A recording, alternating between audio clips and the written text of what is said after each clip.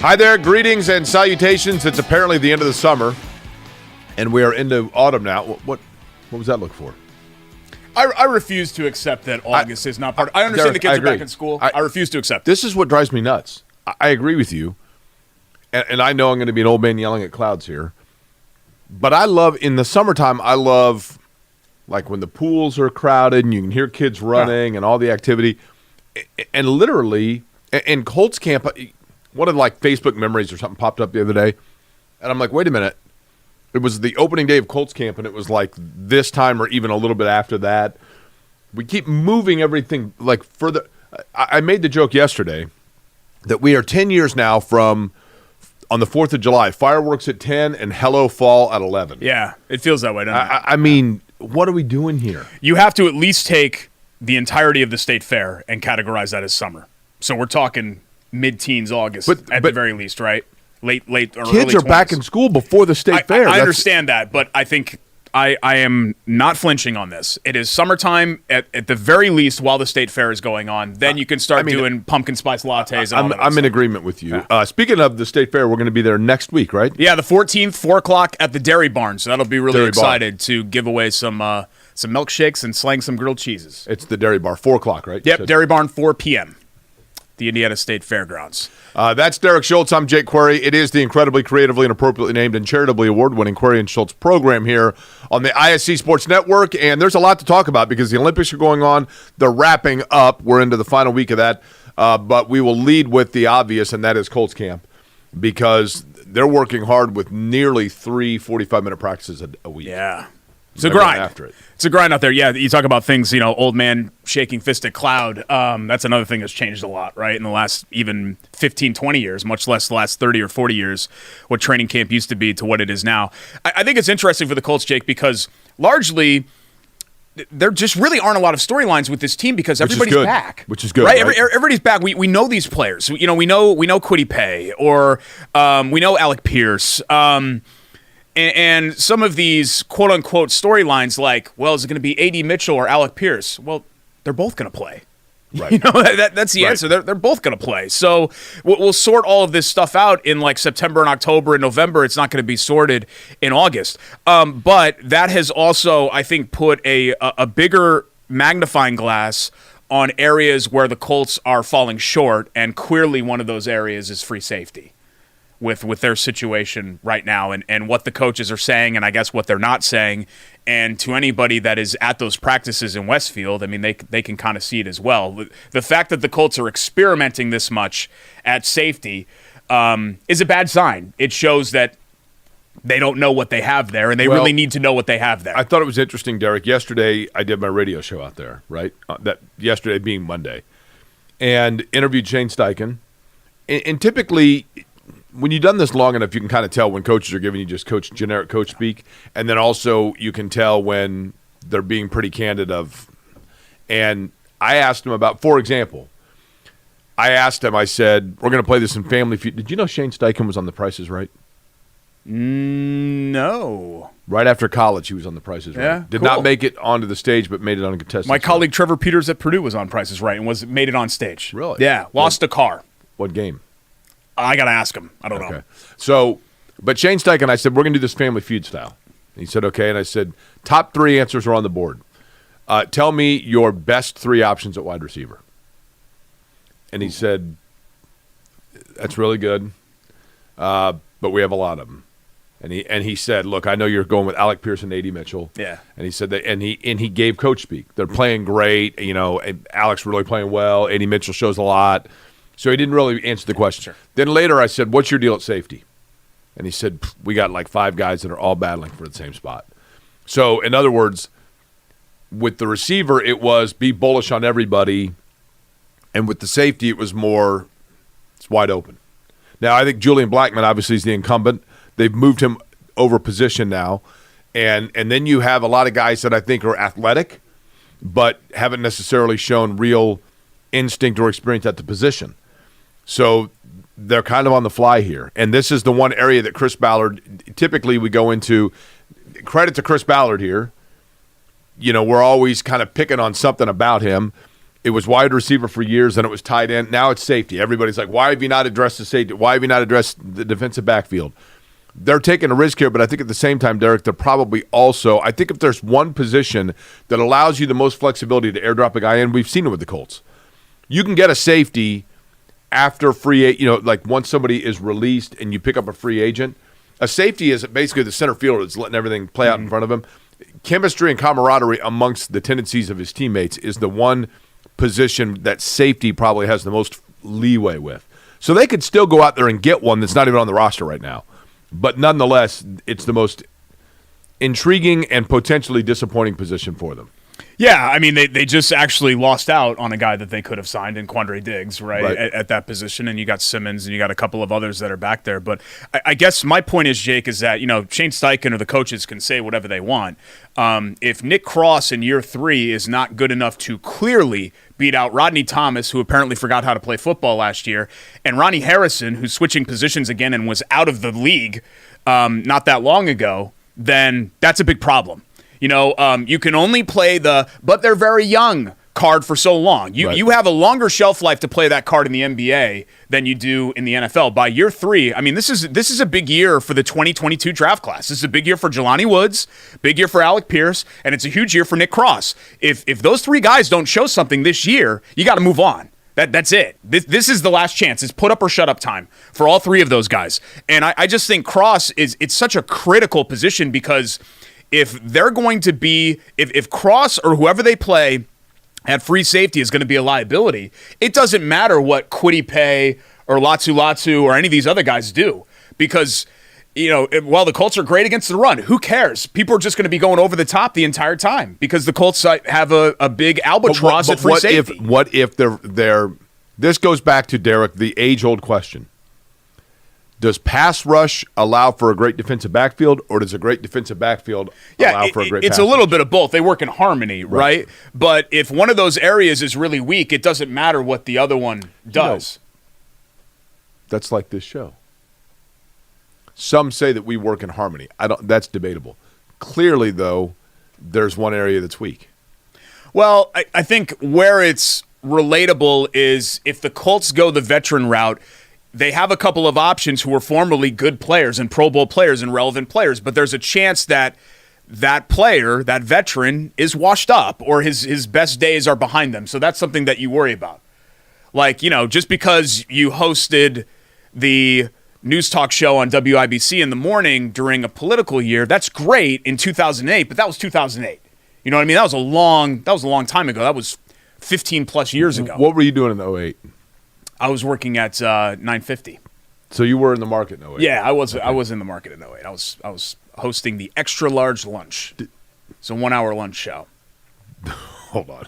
Yeah, hold on. I was 25 years old. Hold on. Hosting the extra large lunch. Hold on. You've never been extra large anything. What? Who came up with the name extra large with anything having to do with you? The station was called XL because it was WXLW, XL 950, so extra large XL lunch. So it's a long lunch hour. Take the long lunch with your host, Derek Schultz. So that's what it was. It was a very successful show. Listen, I liked that station. They had, I mean, we had a lot of fun. I was not a main part of it, but I was kind of a no, you weren't. I was the main part. It was which fun. Is like the show. But it was extra large lunch and then into the afternoon show. Okay. On there. What were we talking about? We're talking about free safety options, right? I just think that, kind of getting back to it, and I think pass rush. I have been more of a neither of us are Chris Ballard apologists. I think maybe I've been a little more pro Ballard than you have been, but we've both been pretty critical of him. But one of the biggest knocks on Chris Ballard, and this isn't just Chris Ballard, this is true of a lot of evaluators, is that they're stubborn. They're stubborn. They want to be right. And I just think that he's putting a lot of eggs in the basket on Nick Cross, and maybe he hits, and maybe Chris Ballard laughs in everybody's face. But I just don't see the downside to bringing in a veteran presence in that back. It'll help the cornerback position, I mean, it's still very early, so he may, right? He may, but the fact that he hasn't by now is troubling. I mean, the Titans gave, even if Diggs is completely washed, they gave him $3 million. The maximum that they will pay Diggs this year is $5 million. Colts, that's pocket change for them. They're sitting on $25 million. Right. I just don't understand. There just seems to be this almost tunnel focus on just, nope, we like our guys and this is going to be right and we're going to force it to happen. And I think all of us, media fans, everybody, you just assume that a young player is going to get better. Because somebody's 22, they're going to get better. But Ben Banigou never got better. You know, there are a lot of guys over the years, Adongo? Colts and Pacers wise. Well, I mean, Adongo was a flyer, right? I mean, Banigou was a second-round pick. He was expected to come in and really contribute for them. There's a whole laundry list of guys that we were waiting on, and then finally you realize, wait, this guy's no good. It doesn't matter that, you know, James Wiseman is what, 23? Telling you, Derek. At some point, I love the signing of James At some Wiseman. point, and I'm not saying that he's washed, but at some point you can't play that, well, he's still young card. Speaking of the Colts, Derek, I sent Vince. I'll let you know when to pull it up here, but I've got the photo that I sent to Vince. God, is it Shannon again? I mean, we see Shannon on the show. I love Shannon, but we see Shannon on the show every week. But speaking of which, I had a great photo of her. We don't need to put Shannon on the show. I'm sure she's uncomfortable being on the show every week. She doesn't know we do a show. Well, yeah, that's true. Ashley doesn't even know either. So, are you familiar with Wordle? This is Colts related. Yeah, which is not a thing anymore, but it was for a long time. It's still a thing. I enjoy Wordle. It's very fun. You still play Wordle? I do. It's great. I mean, I don't like post the results like people do every day, right? But it's fun. Man, you're like at least a year behind. Now, well, I've been doing it since it was in vogue, right? I can't believe you're still doing that. People got really mad at me on the radio one day because I do remember that. Before I like when it during the craze. Yeah, during the craze. You spoiled one of them. Yeah. One of them was Query. Yeah. And all these people were sending it to me, and I just thought it was like a word snake thing. I didn't know that it was like, and I said like, oh, apparently. Is that how you got into Wordle? I think that's how I first knew of it. Okay. But Wordle, now, spoiler alert, if you are apparently one of the lame 5% that still does Wordle and you're watching this at 7:30 in the evening, you have 4.5 hours left before it resets at midnight. So if you've not already done it, I'm about to give you today's Wordle word. Derek, here it is. Bada boom, bada bing. I see it on the screen. I don't see it on the monitor. No, it is on the screen. No, hold on. Wait. There we go. Yep. Ooh, Anvil. Yes. Oh, there's Vince's Gmail account, so you can see all of his inbox. Now, what do you think, though, Derek? I thought you'd be excited by that, right? Yeah, that is cool. Do you not get the Colts tie-in? There's nobody that was more excited about banging the ant. Just walk right in front of the camera, Derek. They can't even see me on camera yet. Okay. All right, go to me. There we go. Go to me right there. Look at that. We still have it. Wait, did somebody give us that? Marty from the Noodle. Marty Bacon, GM at the Noodle. Don't you have that anvil? Do you not have the hammer to bang the anvil? Whatever happened with that? Did your goal of banging the anvil go away? Oh, it'll never go away. But do they still do it? Oh yeah. Yep. They just recycle people. I think Tamika Catchings has done it 5 times at this point. McAfee's come back and done it 2 or 3 times. So they've run out of people, and I don't know why they haven't included. I think they had Josh Kaufman do it one time. Should have me do it. Singer guy that looks like me. Same thing. Yeah. They should have me. I am more than willing to come bang. I thought you'd be excited. I thought you'd be more excited about the fact that Anvil's the wordle of the day. They have to ask me to bang, though. I'm not just going to do it. That's not what you do with this. You don't just go and you just force it on them and bang. You have to be asked to bang. I went to the Indians game on Sunday with Chiefs fan Steve and his wife Brenda. Had us out to the Indians game, and they commented on the fact that the 7th inning stretch, you and I could do the take me out to the ball game again. Yeah, we did that one year, 2014, 15, something like that. I think that's right. 2014, 15. We threw out the first pitch once as well. We did that too. You begged for that. It was embarrassing. I didn't beg for anything. Anthony Richardson yesterday apparently was like 5 of 11. Some people were concerned by that. Are you? No. I am high man on Anthony Richardson. I think he's going to have a big year. Obviously, so much of the Colts' success this year is predicated on him having a big year. I'm excited to see him and Taylor. I think the Colts are going to be good. Like I would agree with that. This is going to be like I think their schedule's favorable as well. I think this is going to be like an 11-6 level team. Honestly, that puts them right in the hunt for the division. Oh yeah, and I put them way over the 8.5 wins. I think that's low. I saw something. I was on a betting show last night out of Boston. I think it's called The Gambler. And that's The Gambler. They asked me about Jonathan Taylor, and they said that the over-under for Jonathan Taylor's rushing total this year was like 1,005 yards or something. And I was like, Wow, really? I'd hammer the over on that. Derek, I'd hammer the over on their wins. A lot of that is the fact that they don't have a second guy, unlike they've had in the past couple of years. Do you know what their over-under is for wins? Yeah, 8.5. Yeah. Hammer that, right? Yeah, I mean, I get it. Like, it's August, we're in market, right? So every market is doing this. Like, two dudes in Nashville are probably like, oh, I mean, the Titans are obviously contenders. I mean, what's wrong with everybody? Like, this is what you do, right? No, You're in market, but we're not Kool-Aid drinkers. But what did they win last year? 9? Yeah, they were 9-8. Yeah, they were 9-8. And their schedule, I think, is easier, right? And, you know, it's Minshew and Moss was 75% of the Correct. year, and it's Taylor and Richardson, and you bring everybody back, and you're also, like, again, the progress is not linear. Just because somebody was good last year doesn't mean that they're going to be good again this next year or get better, but you would hope that that's the case. Let me ask you this. Which is more likely? Houston comes back to earth a little bit, or Jacksonville gets up to where we thought they were going to be? I mean, I think naturally Houston's going to come down a little bit because we do this with a team every year that breaks through, and then they're not quite. We go way overboard. Like, I'm seeing some quarterback rankings that have C.J. Stroud like 4th and stuff, and I'm like, he's pretty good. Yeah, he is. There are a lot of really good quarterbacks though in the league, so they're definitely more of like flavor of the month type thing. But I do think I don't know what to think about Jacksonville because I've been so convinced for so long that Trevor Lawrence is going to be a great quarterback, but I still think the floor for Trevor Lawrence is like Carson Palmer. But if he had Carson Palmer's career, that would be disappointing considering what he was supposed to. Like, you're right. I'm worried that Trevor Lawrence is Chris Webber. Chris Webber had a perfectly fine NBA. He ended up being a Hall of Famer, right?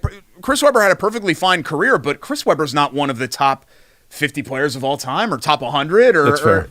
I mean, you know, and part of it was based on where Chris Webber started his career, right? Was Chris Webber ever one of the 5 best players in the NBA? No. I don't know if he was ever one of the 10 best players in the NBA. He's in the Hall of Fame, isn't he? Yeah, but, I mean, Maurice Cheeks is in the Hall of Fame. You know, Mitch Richmond's in the Hall of Fame. Mitch Richmond's Those guys were nice players, but Mitch Richmond's never one of the 10 best players in the league. You know, there are guys like you know, I know people don't want to hear it in Indiana. I'm not sure Reggie Miller was ever one of the 10 best players in the league, but he is a deserving Hall of Famer. So just because he's a Hall of Famer doesn't mean that he lived up to the expectations. I mean, I always say that Kevin Garnett had the career that Chris Webber was supposed to have. In 1990, what was peak Reggie Miller? 94 to 98. Yeah, I'd say. Even though obviously the Pacers were really good, and he was still really good. So in that era, the players that were definitively better than Reggie Miller, I'll go with Olajuwon. I feel like we did this on the show. Didn't we do this on the show one time? Olajuwon once, right? Yeah. We'll go Barkley. Okay. And Jordan. Do we count him if he wasn't there for 94 through 98? He would have been there 80% of that time, and he was an MVP 3 of those years. So yeah. Okay, so I'll put Jordan in parentheses because we'll take him out the years that he's not there. Okay. There's 2. Let me go back and look here. Shaq. Okay. I'm going to go back to the All-NBA teams just to make sure that I'm not. David Robinson. Okay. Karl Malone. Okay. Stockton. Yep. Stockton, I think, is debatable. I mean, technically, I think you have to say, like, somebody like, I mean, Gary Payton had a better career than Reggie Miller. Gary Payton, 9-time NBA All-Star, 2-time NBA first team, 5-time NBA second team. So he was a 7-time first or second team player. Miller never made either of those teams. Well, it's because Gary Payton Defensive Player of the Year. Gary Payton played a different position than Michael Jordan. 9-time All-Defensive Player. I mean, Gary Payton's one of the league's best defenders. Miller didn't have that going for him. Now, okay, so we're at 1, 2, 3, 4, 5, 6, 7, 8. Pippen had a better career. The most overrated player of all time. I know, you hate him, but so Pippen, overrated. pound for pound, was a better player. I mean, honestly, and you're going to call me a homer, and that's fine, and I do think that they're close, but Patrick Ewing had a better NBA career as far as, like, his peak. How many times was Ewing first or second team All-NBA? I don't know. I'm not asking that snarky. I'm genuinely curious. I don't actually know. He was never first team, I don't think. Okay. If he was, maybe one of those years he was. Yeah, he was first team in 90, second team 6 times. Okay. But again, he finished top 10 in the MVP voting, I think, like 7 times or something like that. and when the game was on the line and the series was on the line in 95. Yeah, well, in Game 5, he hit the game winner. In Game 5, he hit the game winner to keep that series alive. So he would have been better off just missing that game winner and the Knicks losing in 5. Yeah. Would have been cool. But am I up to 10 yet, or am I still going? You're right at, and there are a couple of controversial ones. I mean, you haven't mentioned Drexler, which surprises me. Yeah, I think he was better, 94 to 98, though. I think that he was would better have been than the Drexler. late. I think he was better than Drexler. That would have been the late time. I mean, I think Drexler's peak was better. Now I'm just looking here. And then you've got, like, you've kind of got some fly-by-night right. players. Like Penny's peak obviously was better, but Penny had no longevity.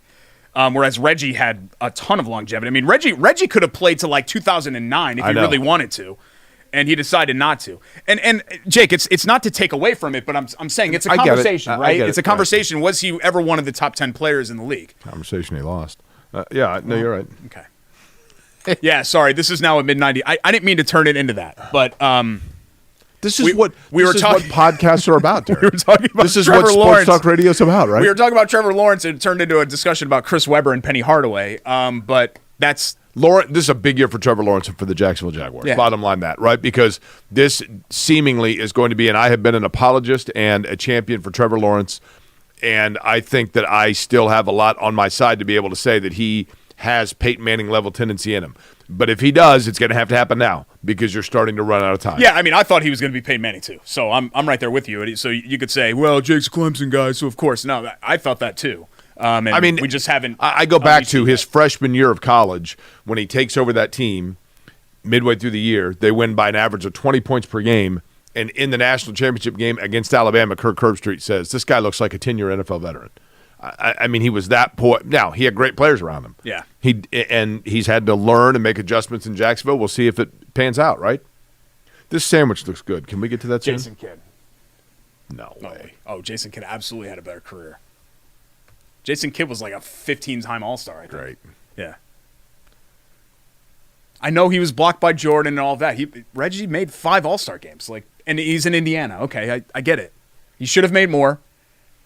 Honestly, Reggie Miller's postseason career is what put him over the edge. Reggie Miller also was a pop culture icon that the others did not. That many of those did not achieve. His postseason he's career, referenced on Seinfeld and he's on shows. Yes, and because of what he did in the postseason. I think his postseason career is what pushed him over the edge for a lot of people. Right. And he's a deserving. I firmly argued. There were people that said he wasn't a Hall of Famer, and I firmly argued he was. Do you want unpopular opinion?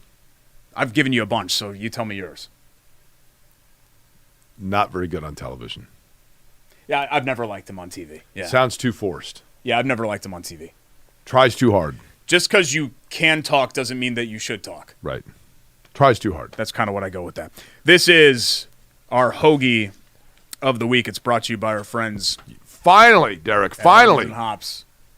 Christina made us a delicious cheesesteak. This is Whiz Wit. Well, Whiz Wit for me. You don't like onions, so it's not Wit for Jake. Actually, I do like those onions.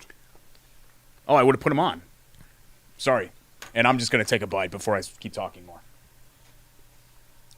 This is fabulous. This is the signature Hoagies and Hops sandwich. You can go to Philadelphia. Byron and I did it on one of our road trips, and we're like, we got to go get a Philly steak and cheese.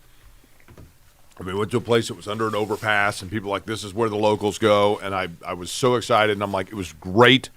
And then I'm like, I can get this in Indy. Yeah, I mean, you really can. It's a taste of Philadelphia. You could also get the very best cheesesteak. They've got the Zaire, which has ketchup and mustard on it. I guess don't knock it until you tried it. I tried it. Wasn't for me, but it wasn't like originally. I was like ketchup and mustard, but ugh. It's actually pretty good. There's just too much. I think it's got mayo on it too. There's just too much sauce. Our hero of the week for Hoagies and Ops, 42nd Boulevard, hoagiesandhops.com. How about Noah Lyles? There's a lot to choose from. I mean, I could choose Simone Biles. Lots of great stories from the Olympics, but here's a guy that really kind of put his money where his mouth is. He earned some national fame for what he said. I believe this was at the World Championships, if I'm not mistaken. But he was talking about, I don't even know how he got on the topic, about the NBA players calling themselves world champions. He's like, world champions, you're the champion of the U.S. The NBA's, I guess there's a team in Canada too.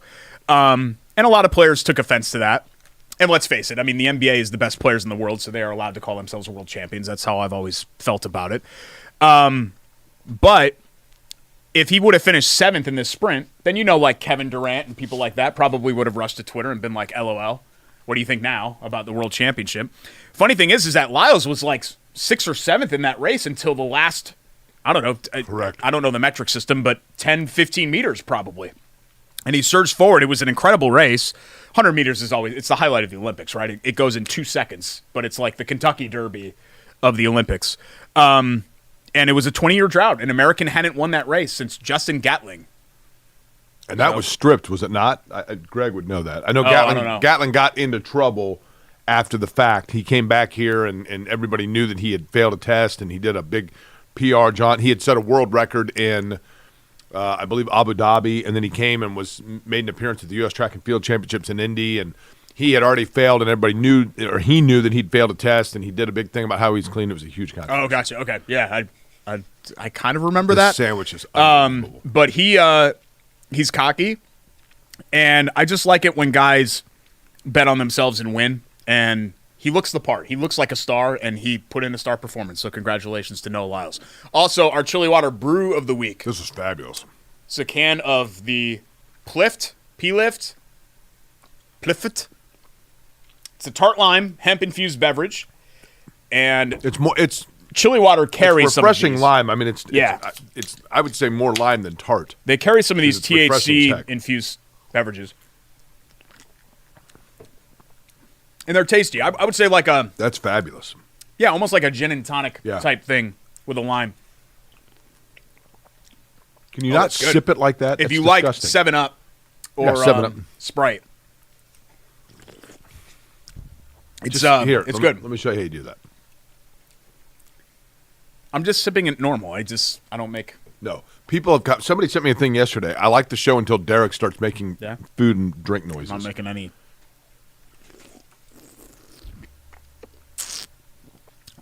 Very tart. I looked up because of Very you. good. Because of you, I looked up. I love how much that bothers you. This pains me to admit. Mm-hmm. I looked up, and I do have some sort of weird thing where I am uber sensitive to and alarmed by the sound You're of people broken. chewing. And you, so it's bad enough that I have this weird neurological disorder where I can hear people chewing from 5 tables over, and then I get partnered to work with you, who is literally the most orally disgusting person on the planet. You chew things extremely loud. When you swallow, it's everything about it. Your eating habits are disgusting, and it's not just me that says that. Your wife says the same thing. It's a you problem. It's not a me problem. Your wife agrees with who? It's a you problem. No. Nothing that I do is weird. It's a you problem. I mean, isn't that? It's the best, right? The cheesesteak. Oh. Yeah, it's unbelievable. 42nd Boulevard, southwestern edge of Midtown. They have their hoagie eating contest coming up September 7th. We're actually going to have Christina on the show next week to talk about it. And I think she and Donnie are going to make us an 18-inch hog. Really? Yeah. That's what you have to eat in the hoagie eating contest. You and I will split it because we're best friends. No, hold but on. that's coming up next Am week. I in town? Oh, I don't know. You might have IndyCar that week. Yeah. You might. I don't know. You'll have to check on that. Also, our friends at Chili Water Brewing in the tap room. Visit them next door. They're great. Alexis and the entire team, really awesome to deal with, and great beers on tap as well, and some of the great canned beverages that you can take home with you there at Chili Water Brewing. We come back. Congrats to Dwight Freeney. We'll talk Olympics as well, and love that play. When we return, it's Corey and Schultz, presented by Bailey & Wood Financial Group here on the ISC Sports Network.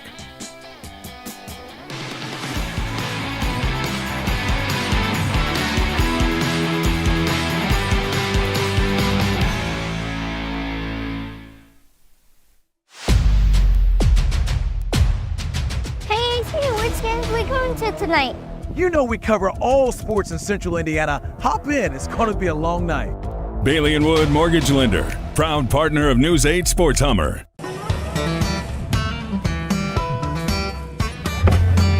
Hey, AC! Nice snap. Mortgage is a snap! Duh! Bailey and Wood, a lending hand for Wish TV Sports. Welcome back. It's Corey and Schultz here on the ISC Sports Network alongside Jake Corey. I'm Derek Schultz. We're brought to you by our friends at Bailey and Wood Financial Sandwich Group. is amazing. Really, really good. 855-350-HOME.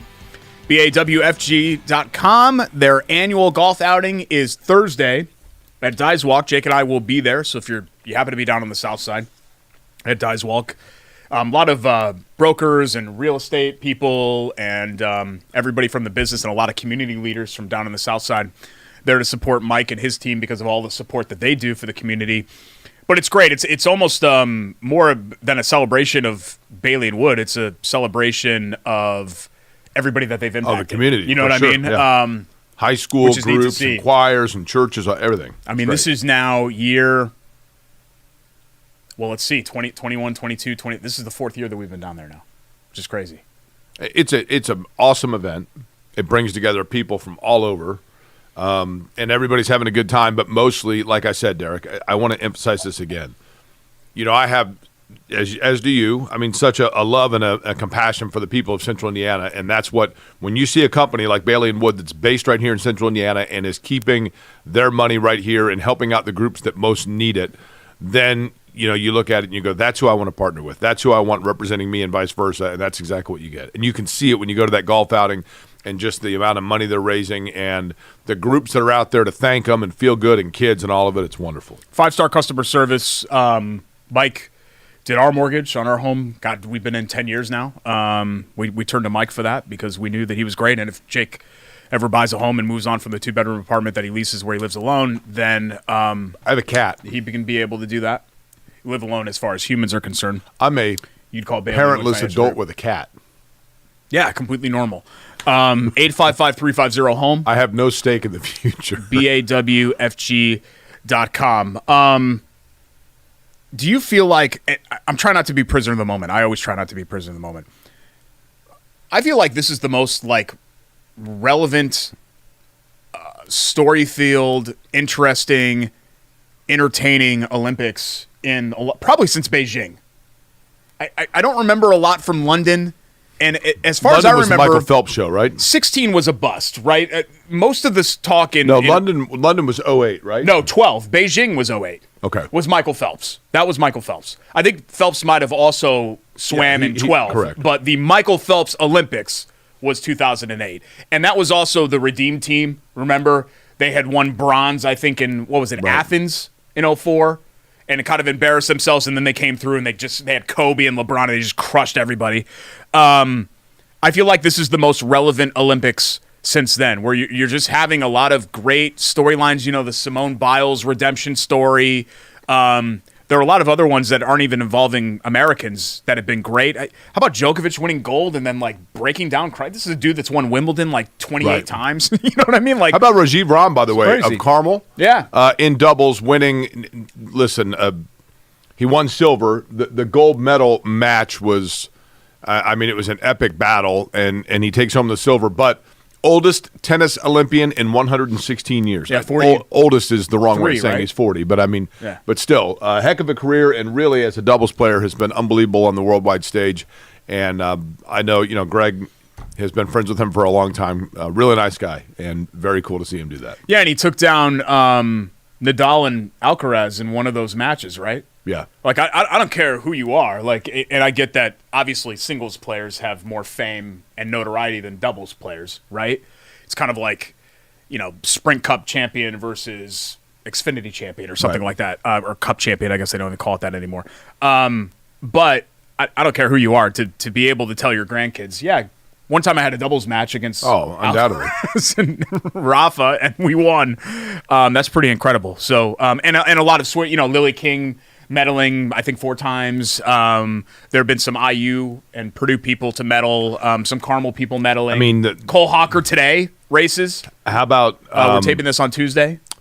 The Shackles out of Carmel, whose father had been denied the opportunity to medal in the Olympics due to a fault from a teammate in Great Britain in 1996, then comes back and via his children gets a medal.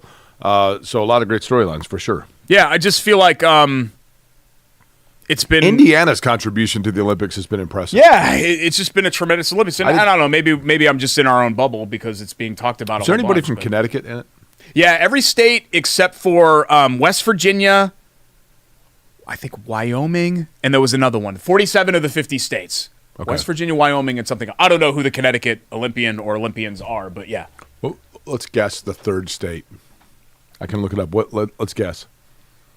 It's the Summer Olympics. So what is there an Alaskan? Let's see. What states aren't represented in the 2024 Olympics? Montana has pretty good cross-country runners, I think, mostly because they got to get to work. I'll go with God, Oklahoma. I gotta go to TikTok. I'll go with Oklahoma. No, Oklahoma's got great athletes. That's crazy. Okay. That's crazy. I didn't. All right, I'm going to TikTok. I'm just like literally throwing a dart. Okay, wait. It's only two states apparently. Wyoming. Say like Delaware. You already said West Virginia. No, West Virginia's the other one. You already said that. South Dakota. No, Wyoming. Wyoming. How hard is this? Wyoming, North Dakota, and West Virginia. So there are three. Well, North Dakota also, nobody lives there, right? Now, in the Winter Olympics, the entire American team is from Alaska and North Dakota. Did you know that? 2 people from Montana. North Dakota, They Wyoming, also have to get to work in the wintertime. Virginia Olympics. Let me verify. We're fact-checking on the show. We're going to start. This is a political cycle, presidential year. Only 4 states. Sorry. North Dakota, West Virginia, Wyoming, and one more. Okay, hold on. The greatest state in the union. North Dakota, West Virginia, Wyoming. And one more. The greatest state in the union. Connecticut. No. Okay. I don't think you think Connecticut's the greatest state No. in the union? I don't think that. Why? Okay. Are you being serious? Yeah. I love it. I want to retire there, but Ashley would never go for it. Maine. Yeah. That makes sense. Yeah. So our buddy Matthew in Maine, they are not represented. Well, there's nobody lives there, right? Big state. Yeah, it's not very dense population-wise. Vermont, actually. Vermont and Wyoming have the fewest. Speaking of Vermont, people. Derek, I wanted to add this, and then we can get back to talking sports, I promise. Over the weekend, not 1, not 2, but 3 nights of fish. Yeah. And did you go? No. But somebody sent me video. Yeah. Their drummer, whose last name is Fishman, so I guess that's clearly, from what I saw, that's the only way he got into the band. He did a solo act where he basically blows into a vacuum cleaner, and it's just fart noises. It's great. It's really innovative. It's a sound that you're not expecting, and it's just cutting edge. I mean, these guys are pushing their 60s now, and it's incredible Derek, what they still do. Have you heard this crap? Yeah. Are you familiar with Frank Zappa? Yeah. Yeah, he's a visionary and all of that, so this is sort of like for him as well. I mean, I prefer their actual music more than I do the things like that, but yeah, I know that stuff goes on. I don't dispute that their music, their jam sessions are fine. Yeah. The guy got up there with the vacuum cleaner, and it was the most horrific. What are they doing? Look, if it's not for you, it's not for you. Those 2 or 3 relevant Guns N' Roses songs I think are fine, but some people don't like Guns N' Roses either. Again, I don't have a problem with fish. A guy getting up there and just going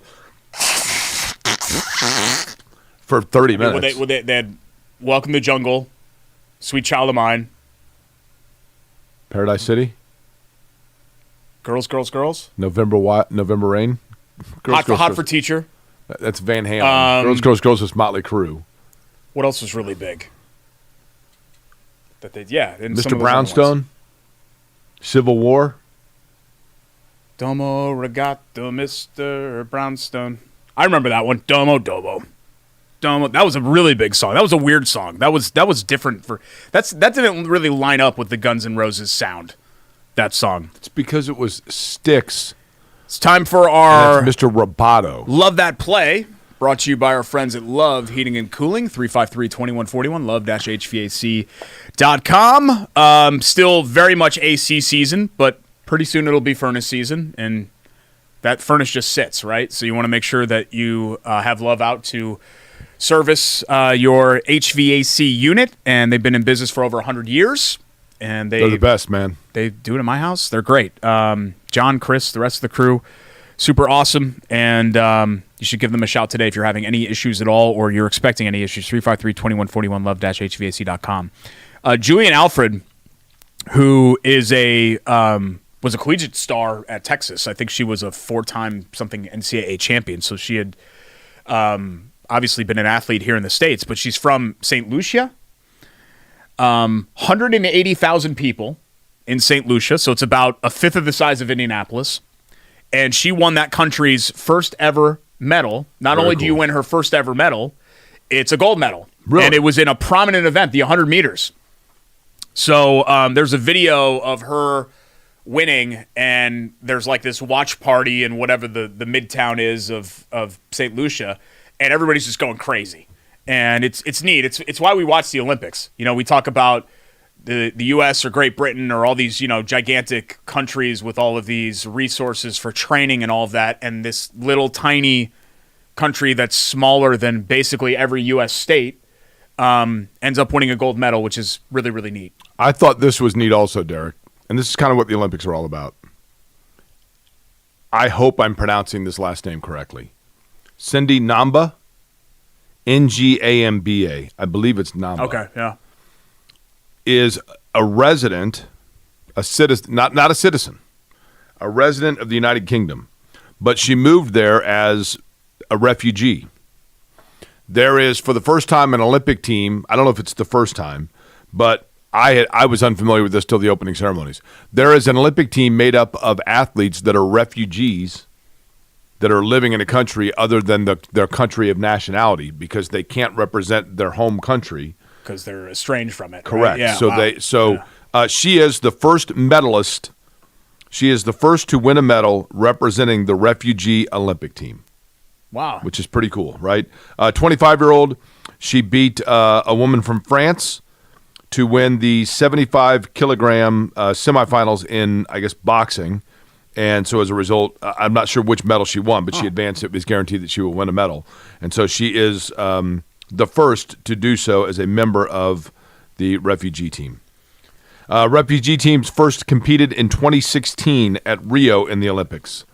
But prior to this, the best finish that they had was 2 fifth-place finishes in the Olympics. I don't remember much about the Rio Olympics either, other than one of those swimmers got drunk and got in a fight in a gas station. You remember that? Yeah, Jason Lochte or whatever, right? Was that his name? Ryan Lochte? Ryan Lochte, that's what it was. I think he peed on a wall, right? And they got mad about him peeing on a wall? That might be right. I think that's what ended up happening there. Yeah. See, I miss when the Olympic controversies used to be that instead of this boxing thing that we had to pretend to be outraged about.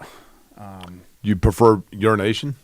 Yeah, peeing on a wall seems like much lower stakes. Okay. I just think, like, peeing on a wall, who cares, right? Well, really, this boxing thing, who cares? I mean, I don't know. But for all the people that were boycotting or really upset about the Olympics, the TV ratings are just through the roof. I mean, it's crazy. They're like doubling and tripling what the 2020 Derek, Tokyo the Olympics are great because A, it's great to have on in the background. B, there's always something to watch. I was a little disappointed one night because I went over to Peacock and it was showing the gymnastics, which is what was being shown on NBC, and I kind of wanted to see, you know, handball and like things like that. I mean, some of the more, you know, table tennis is always fun to watch. Some of the more obscure sports you don't normally get a chance to see, but it's the backstories, right? It's the stories of a refugee or the story of an athlete that is overcoming an injury. You know, those are the things that people fall in love with. It's why American Idol or any of those shows were so popular, because people fell in love with the backstories. Yeah, 100%. It's the human interest stuff that people love. Try not to pack too much on the microphone. We come back on the show. Quick hits, a little bit about Dwight Freeney's induction, which I thought was cool, including somebody that was there. Try not to burp into the microphone. Somebody was actually, and I go like this, and you're saying that it's apples to apples. I just, it's a little ridiculous. We'll come back and do that next. It's Corey and Schultz, presented by Bailey & Wood Financial Group, here on the ISC Sports Network.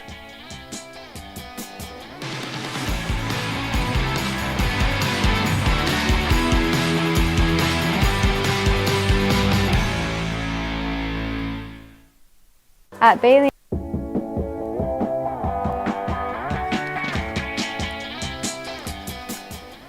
What are you? Vince was late on the cue. By the way, Derek, can I make Vince's a public fault. service announcement? Yeah. He's claiming he got distracted, but We started Can't doing be this a couple of years ago, and I want to do it again. There are a couple of different places where you can email this to me, but the easiest way to remember my email address, jakequery@me.com. My two favorite people, Jake Query and me. jakequery@me.com. JAKEQUERY. well, Eugene White would be in your email address if it me.com. really was your two favorite people. That's probably true. JakeQuery@drwhite.com. There it is. Yeah. But the Colts' second preseason game, or at least their second home preseason game. I don't know if Greg would know if that's their second preseason game, which is 1 week from this coming Saturday. It's the 17th of August. They're at home. I believe it's an evening game, and I think it may be the Arizona Cardinals. I can't remember the opponent. That's right. If you have season tickets to the Colts and you are not using those tickets for August 17th, you can forward me the tickets, jakequery@me.com. The way that works now with Ticketmaster and with the Colts is you literally can forward the email, and then they have to be accepted. Those will be transferred to a group that I work with the United Way, where they are then partnering those tickets with an underprivileged or underserved or an at-risk youth in Indianapolis that will be then chaperoned by a trusted adult or mentor to be able to take them to the game for kids that wouldn't normally get the chance to go down to Lucas Oil Stadium and see the Colts. It's very nice of you. We continue to do that each and every year. And thank you to those who have donated already. JakeQuery@me.com is where I can send those tickets. You have season along. ticket holders. Who cares about the preseason game? I think right? most give, people give, feel give that it way. to somebody that is experiencing. Kids And you don't remember know. what a thrill it is for kids? Kids don't know. Yeah. I mean, it's an NFL game to them. They don't care that it does or doesn't count. By the way, shout out to our very own Greg Rakestraw. He will be the preseason TV voice again. Correct. I think it's. It's got to really be cool. year. I'm going to guess 16 for Greg. Year 6. Oh, you meant as the preseason? No, I knew that it was less. I thought you meant around the team. How long have you been doing I guess like the that's right. radio and all that? Now that I think dozen about it. years? Okay. 13 for There the you radio. go. Yeah. It all runs Yeah. together to me. And I'm just old. the preseason TV voice, 6 years though for Greg, Yeah. which is more than I thought. I thought Which it was is like a tough 4 or 5. gig because you've got to know some of those deeper down the, you know what I mean? Well, and you got to fill Like time. my man Derek I mean, Sliva. you got to fill a little bit at the end, right? It's bad. Derek Sliva, who is the defensive back / receiver out of Ithaca College. He looks like Kelly Leak from Bad News Bears. My pick to make the roster. At wideout, Well, Derek, he's a multi-position player. special teams. Yesterday, when Shane Steichen listed down the receivers, he listed 9 of them and not him. And then when he listed the defensive backfield, he listed 6 and not him. But I'm still very confident. By the way, Hearst potato chips from PA, also at Hoagies and Hops. I forgot that we threw those. Christina threw those into the bag as well. Colts Broncos in the preseason opener coming up on Sunday. Let's get to our quick hits. Gordon Hayward calls it a career. You know what I was just thinking? I'm so old. Are the Colts and Broncos the only 2 horsies in the league? Yeah. You know, when a Colt grows up, it becomes a Bronco. I put that on my car. Put that on my car. Drive down there at Emerson and Thompson and put that on my car. After 14 NBA seasons, Gordon Hayward calling it a career with 12,000 career points, averaged at least 10 points per game in every healthy season he played. Can you name the 4 teams he played for? I think it's pretty easy because he Okay. spent, outside of the last team, he spent a Utah? lot of time with them. Yep. Boston, Yep. Oak City, That was the last one, yeah. Charlotte? Yep. Pacers almost traded Miles Turner for him. Remember that? Not too long ago.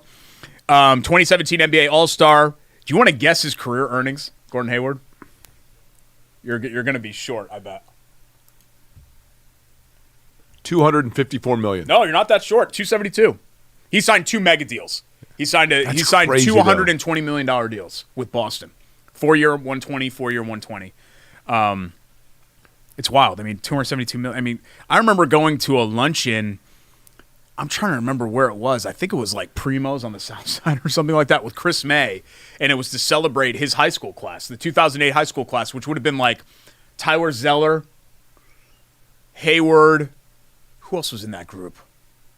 Mavunga, I think, was on the Brownsburg team with him. The thing that's crazy to me, Derek, is that shot he hit to win the state title for Brownsburg. And I'm not saying this as a commentary at all, but it's a reality. If that had been Stacey Turan, people still talk about Stacey Turan's, I mean, granted, because it was like a full court length shot, but that was the morning game of the Final Four. he hits that shot. I believe it was to beat Marion, right? Mm-hmm. So one of the power high school programs in state history, and here's suburban Indianapolis Brownsburg, and he hits a putback shot at the buzzer to win the state title. There should be a statue of that inside the field house. And I think a lot of people kind of forget about it. And I know people talk about the half-court shot against Duke. It's an iconic moment, but really the shot that he missed that was where the championship was lost was the baseline floater. I mean, that's a shot that if you replay he that hits moment, that 80% of the time. 100 times, he makes it 91 of those times probably. I mean, I thought for sure that shot was going in. And I understand people talk about the half-court shot, but that was the one that I think was the true miss there. All Mikes are being asked to come to the Indy 11 game on Wednesday. So the 11 are hosting Rhode Island, and they're looking to set a world record for Mikes at Michael Carroll Stadium. How about that? I didn't even see the tie-in there. How do they verify this? To break the Guinness World Record, they need 2,326 people named Mike. Easy, right? And what about Michaels? Do Michaels count? 2,325 people named Ivan gathered at the Festival of Music in Bosnia in July of 2017. They've even invited Mike Jansen, the old Colts PA announcer. So there's one Mike, so they know they're going to have at least one. Does the stadium That's count? In there. Michael, I don't think so. I think you have to have human beings named Mike. But I Macho think Mike? They call it the Mike. Is Macho right? Mike going to be there? They lovingly call it the Mike, so that's why they're doing it. The French pole vaulter that had some a vaulted pole, some clearance issues. Let's put it there. He has been offered $250,000 by an adult entertainment company called Cam Soda for a webcam show. 60 Minutes. The name of it should be Vaunted Pole, right? That's a long. It's a long webcam show. 60 Minutes. $250K though. Got to capitalize on that fame while you got it, right? He's not taking him up on it. First off, I don't know. I don't know that maybe like in France, your whole life's a webcam, right? Well, my question is that because I'm not really familiar with this realm, is it just him, or will other participants be? Will there be other humans in the room that are participating, or is it just you? No, Derek, it's he's going to be like Bob Ross. He's just going to stand naked and paint happy trees. Some people like that. I mean, it could be just him. But 60 minutes of just you would be that'd be a lot. I think it would start to probably hurt after a while. But I don't know. I haven't seen the contract offer, so I don't know what all that entails. But yeah, this poor guy. Apparently, his legs hit the bar first, so he would have been Correct. DQ'd regardless. Correct. But the viral video is him and his, clearly hitting the pole and could have done the Patrick Ewing thing where you tape it down. I used to worry about that in a wrestling singlet because I have that same issue where when it's really tight, it's just it's there kind of for everybody to see. So you have to be not everybody has to be cognizant of that, and some of us do. I'm just surprised that he wasn't, knowing what he's got down there. But I'll look around. I'll ask. I'm worried about doing a Google search on that and what comes up. It's like when I try to buy my kids back to school stuff, you have to make sure to type in dickssportinggoods.com. And not just what it's, you just call it Dick's, right? Don't put that into the web bar. I learned that the hard way. I learned that the tough way. I shouldn't say the hard way. You shut down your parents' computer. Yeah, the Tommy Lee, Pam Anderson. I was curious. I wanted to see what all that entailed. I'm a human being. You were curious. I'm a human being. We come back on the show, Chateau Kitchen's Bite or Bold Bleep. Oh, can we please move along? Yes. Yeah, let's steer back. Congratulations to Dwight Freeney. And by the way, I just would like to say this before we get to Dwight Freeney and the Hall of Fame and everything else. Because we have Chateau Kitchens coming up, and believe you me, folks, no one could be more thrilled with this than myself. No one. I love Chateau Kitchens. I love the fact that they do unbelievably beautiful work. They transform basements. They transform kitchens. They can make old houses look brand new. They can make brand new houses look retro. You name it, right? They do unbelievable work. Because Derek just went off on this like 20-minute thing about him appearing naked on an OnlyFans or whatever else, nobody could be more thrilled than myself that the Chateau Kitchens photos of the final installment of Derek's, returning his basement into some sort of a jacuzzi lounge wet bar, that we do not have the photos. Thank goodness, because the last thing I forgot. Yeah, I know. This is the old one. And you can kind of see there, if you go south of the equator, you can kind of see there what I'm talking about. I mean, it's just something I have to be cognizant of, because if you pull the fabric too close, it's revealing. Bite or Bold Bleep next. Corey and Schultz. Look at that. ISC Sports Network is beautiful.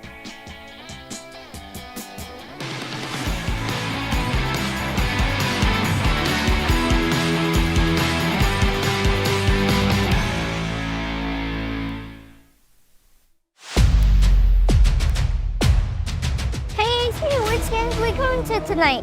You know we cover all sports in Central Indiana. Hop in. It's going to be a long night. Bailey & Wood Mortgage Lender, proud partner of News 8 Sports Hummer.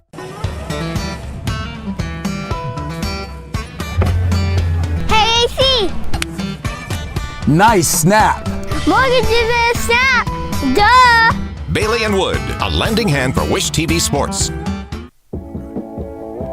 Welcome back. Final time. Bailey & Wood presents Corey and Schultz, ISC Sports Network. Congrats to Dwight Freeney. Great Colt. Great dude.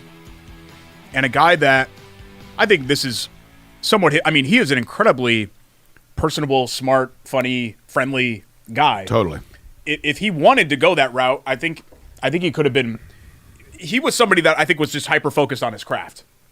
Right. So, I'm not trying to make him into Marvin Harrison. Marvin Harrison never let anybody in. Like Dwight Freeney let us in a little bit, but Dwight Freeney didn't quite let us in like Robert Mathis let us in. You know what I mean? He seemed to be a little bit more of a private person when he was here. And I think maybe because of that, he wasn't always credited like, let's say, Reggie Wayne was credited. But to me, Freeney was the best of the remaining Colts candidates, so I was glad to see him. I think Reggie Wayne's going to be next. Well, Vinatieri. Vinatieri's a lock. But of that core group, then Reggie Wayne, I think, will get in, and then it probably stops, right?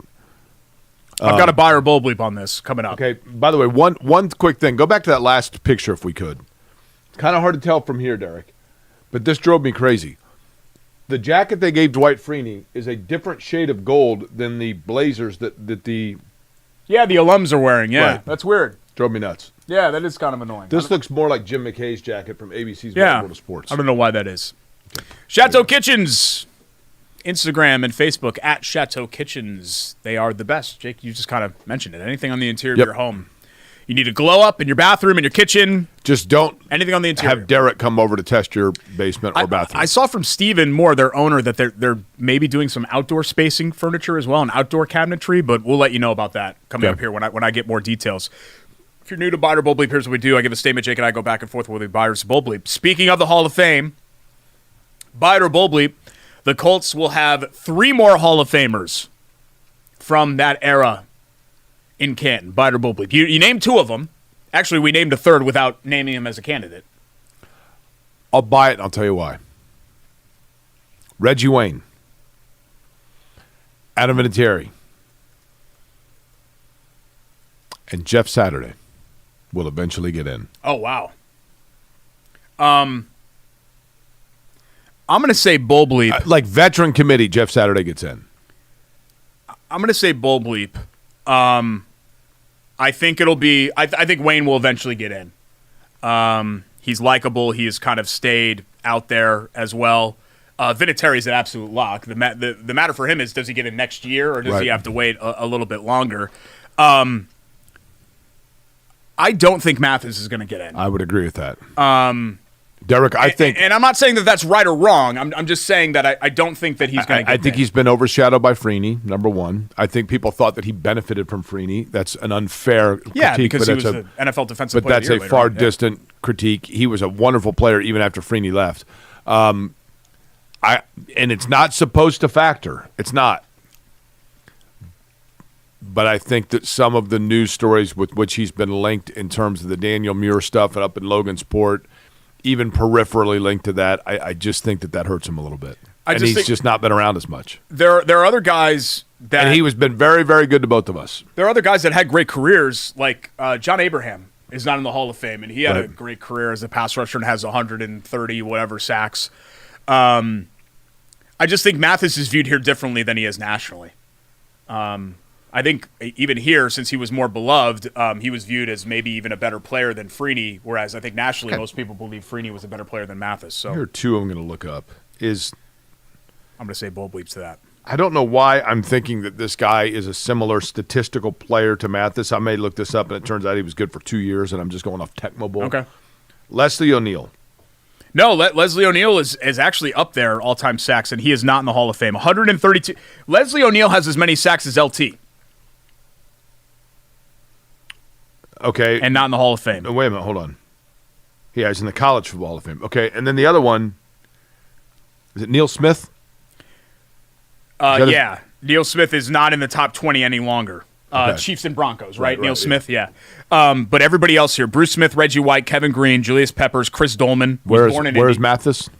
Mathis is 20th. Strahan, Jason Taylor, and then, Suggs, Ware, so is Mathis Richard the Dent. highest sack total in the NFL history that's not in? John Abraham is. Okay.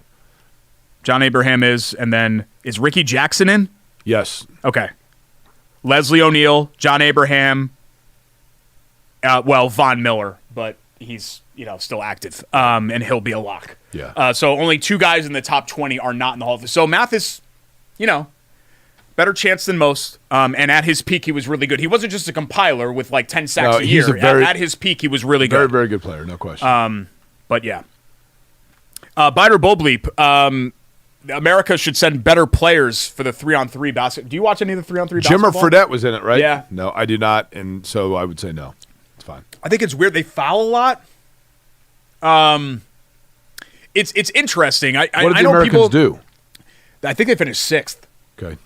I think they lost to like Poland, like places that they probably shouldn't lose to. But yeah, it wasn't great. Biter Bullbleep, by the time we do this show again, the Chicago White Sox losing streak will have ended. Bullbleep. 21, Derek. Ends history. tonight. Ends tonight. History. If you're watching this program live at 7:30, the White Sox get underway in Oakland, in the Coliseum, a place where they've had some plumbing issues, and they're leaving the stadium, and it's old and decrepit, and it's still a hostile environment for the White Sox because they're not used to playing in front of more than 1,200 people. So they play in front of 3,600 tonight in Oakland. Losing streak at 21 ends tonight. 21 is the number where it's going to end. They are a near lock now to be the losingest team in modern Major League history. I mean, they're a near lock to lose 120 games now, just with where they are. Their run differential is like negative 250. Yeah, it's crazy. I mean, there are bad teams. Like Oakland's a bad team, and then there are like teams that you remember forever. I feel bad for them, don't you? Like, it's sad.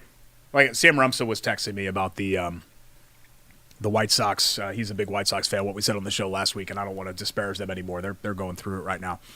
Thanks to our great sponsors, Hoagies and Hops, Chateau Kitchens I want to mention too. Hoagies and Hops and Chili Water Brewing, Love Heating and Cooling, and our friends at Bailey and Wood Financial Group. For Vince, for Rake, for Charlie, for Jake, I'm Derek. We will see you next time here on Query and Schultz, ISC Sports Network. Hurtling towards episode 200. hurdling. Yes, it's Olympics.